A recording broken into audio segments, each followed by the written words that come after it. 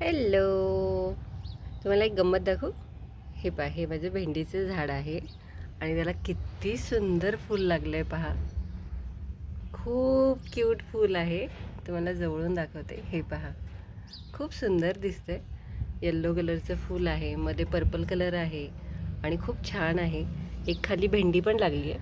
Actually काय झालेलं, मी उन्हाळ्यात हे भेंडीचं रोप टाकलेलं आणि ते काही व्यवस्थित उगवलं नाही. 2 प्लांट आले होते, परंतु त्याला भेंडी लागायची ना, तर त्याच्या बिया अशा कडक होऊन जायच्या. म्हणजे अशी छोटी छोटी भेंडी असतानाच त्या बिया कडक होऊन जायच्या. मग मी ते प्लांट ॲक्च्युली ते नंतर सुकून गेलं आणि ते माझ्या कंपोस्टिंगच्या ग्रो बॅगवर होतं.